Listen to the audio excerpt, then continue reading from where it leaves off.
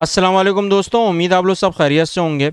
आज हम लोग इकोनॉमिक्स क्लास 9 का लेक्चर नंबर 26 यानी लेक्चर नंबर 26 करने वाले हैं। और जब आज का टॉपिक यानी कि उन्वान होगा assumptions of law of demand है, यानी कि कानून तलब का मफरूज़ा और मफरूज़े जो हम लोग बनाएंगे बेटा, क्या कानून तलब के वो क्या अहमियत है, क्या अजम्पशंस है जिस पर वर्कआउट करती है, और वो कौन कौन सी चीज़ें हैं जिसको वो एक्सक्लूड भी करती है ये लॉ ऑफ डिमांड, इसको हम डिस्कस करेंगे। और बड़ा इंटरेस्टिंग टॉपिक है, तो आपसे रिक्वेस्ट है कि आप इसको शुरू से आखिर तक देखें ताकि आपको पता चल सके कि तलब एक इंसान के हिसाब से कैसे चेंज हो सकती है और उसके क्या मफरूज़े बन सकते हैं। चलें आज हम इस टॉपिक को हम आगाज़ करते हैं, ठीक है।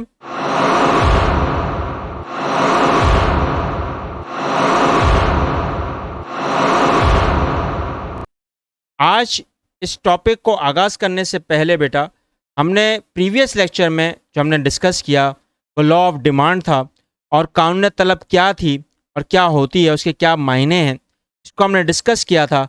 अगर आपने इस लेक्चर को नहीं देखा है तो इस लेक्चर को देखने के बाद अगर आपको कुछ चीज़ समझ ना हो तो मेरे साथ ज़रूर शेयर करें। मैं इस लेक्चर का लिंक करंट लेक्चर के बिल्कुल लास्ट में वीडियो लिंक पर रख दूंगा, ठीक है बेटा।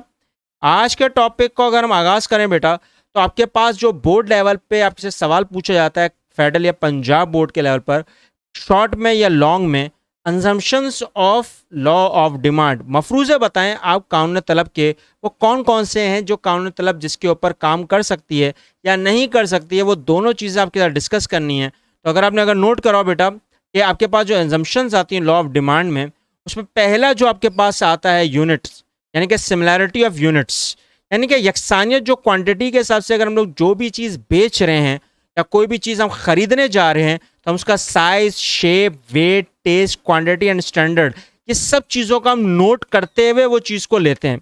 और इसी के हिसाब से अगर हम लोग नोट करें तो हमारी लॉ ऑफ डिमांड भी वर्कआउट करती है। अगर आपने नोट करा होगा कि 10 रुपये वाले बिस्किट में और 5 रुपये वाले बिस्किट में फ़र्क तो होगा ही होगा। अगर वो फ़र्क नहीं होगा तो आपकी डिमांड भी चेंज नहीं होगी, तब्दील नहीं होगी। और जब तब्दील नहीं होगी तो आपको एक ही चीज़ के ऊपर अपनी पूरी ज़िंदगी गुजारनी पड़ जाएगी, क्या पता। और वो हम लोग नोट नहीं कर पाते। हम इंसान ऐसे हैं कि बेटा हमारी जितनी भी ख्वाहिशात हैं वो हर कुछ लम्हात में तब्दील हो रही होती हैं। और यही वो रीज़न है जिसकी वजह से लॉ ऑफ डिमांड काम करती भी है और नहीं भी करती। अगर नोट करा होगा कि चेंज इन इनकम, यानी कि आमदनी में कोई तब्दीली या रद्दोबदल हो जाए तो income of buyer should remain the same, क्योंकि जाहिर सी बात है बेटा, जहाँ पर आमदनी का एक तनासुब होता है, अगर कहीं ना कहीं आमदनी बढ़ जाए तो ऑटोमेटिक परचेजिंग पावर भी बढ़ जाती है, तो वहाँ पे लॉ फेल हो जाती है।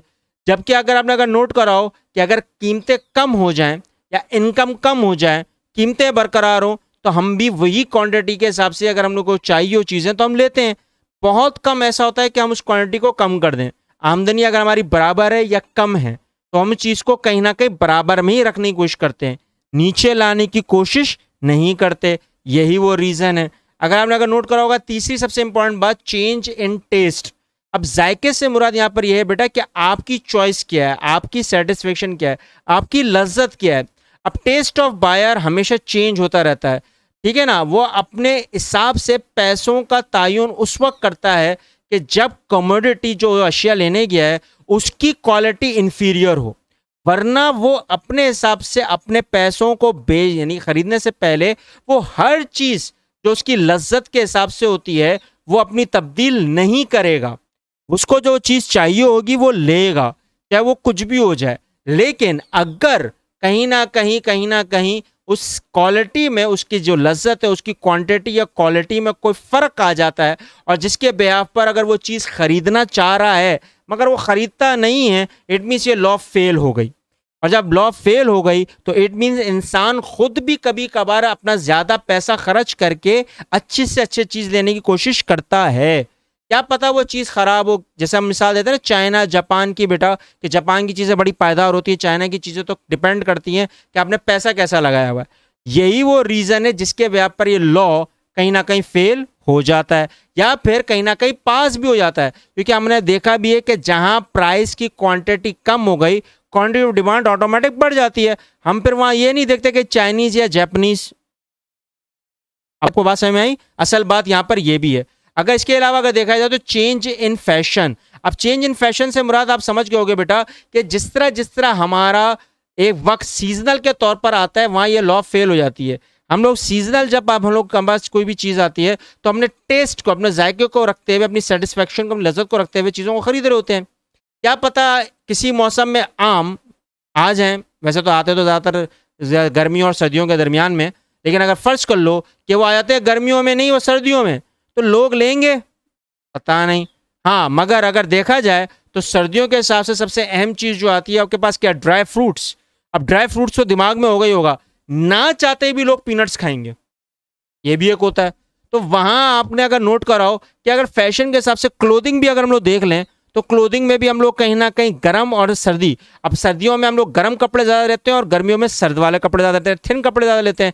तो वहाँ ये फ्लॉ फेल हो जाती है, वहाँ हम प्राइस और क्वांटिटी को नहीं देख रहे होते, अपनी लज्जत को देखते हुए, अपनी चीज़ों को देखते हुए, अपने जज्बात को देखते हुए वो चीज़ें खरीद रहे होते हैं, भले ही उसके कितने पैसे हों। कॉमन सेंस, ठीक है ना बेटा? यही वो रीज़न है कि जो असल बात अब आती है वो क्या है? Possibility of rise in price in future. क्या पता हमें ये पता हो कि मुस्तकबिल में उस चीज़ की कीमतें बढ़ रही हों जिसकी आज तक कीमतें नहीं बढ़ी हों, या फिर वो ऐसी ज़रूरत में हो कि उसकी पता हो कि आगे चल के कीमतें बढ़ेंगी ही बढ़ेंगी। तो वहाँ पर ये लॉ ऑफ इसलिए कहीं ना कहीं फेल भी हो जाती है कि आपके स्क्रीन पे लिखा भी है बेटा मैंने, कि कहीं ना कहीं लोग ज़्यादा चीज़ों को हासिल करना शुरू कर देते हैं क्वांटिटी के हिसाब से, कि हमें अगर पता चल जाए कि आगे चल के उसकी कीमतें बढ़ने वाली हैं, और जहाँ बढ़ने वाली होती हैं वहाँ ये लॉ कहीं ना कहीं अपसेट हो जाती है। क्यों? क्योंकि हमें पता होता है कि हम लोग अब उस चीज़ के ऊपर डिपेंडेबल हैं और हमें वो चीज़ ले लेनी चाहिए कि आगे चल के हमें पैसे ज़्यादा देने ना पड़ जाएं, तो हम उस चीज़ को जल्दी से कंज्यूम करना शुरू कर देते हैं। और पाकिस्तान के हिसाब से अगर देखा जाए तो हम लोग के पास तेल का, खाने की अशियाँ, ये तो हर महीने नहीं हर दिन का हिसाब हो गया है। तो हम लोग उसी ब्याह पर हम लोग देख रहे होते हैं कि किस तरह से अपनी चीज़ों को हम खरीदते हैं और ख़रीदने के बाद उसको इस्तेमाल करते हैं।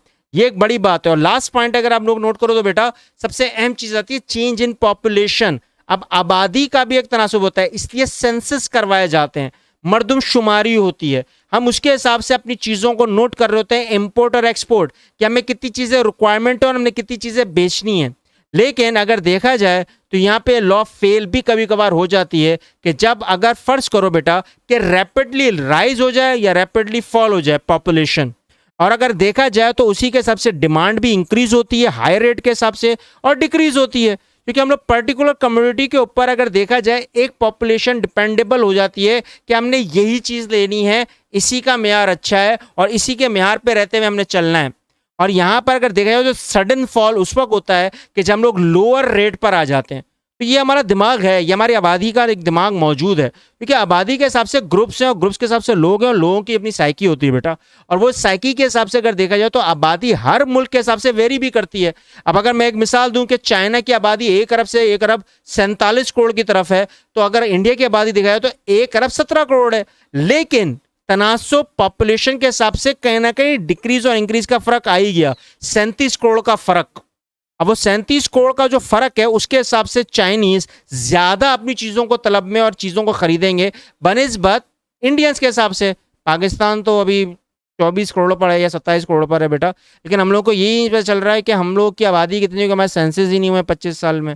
जब सेंसस ही नहीं हुए तो हम लोग तो बस अल्लाह वारे चल रहे हैं। लेकिन चलो एक कॉमन सेंस की बात आपको आज पता चल गई होगी कि इकोनॉमिक्स का कितना अहम किरदार होता है और इकोनॉमिक्स में लॉ ऑफ डिमांड कितनी ज़्यादा अहमियत के हामिल होती है। क्योंकि अगर हम लोग लॉ ऑफ डिमांड के अगर इस मफरूज़े के ऊपर देखें और चलें तो शायद हमारी पॉलिसीज़ और हमारी इकोनॉमिक सिस्टम ऑटोमेटिक सेट भी हो जाए।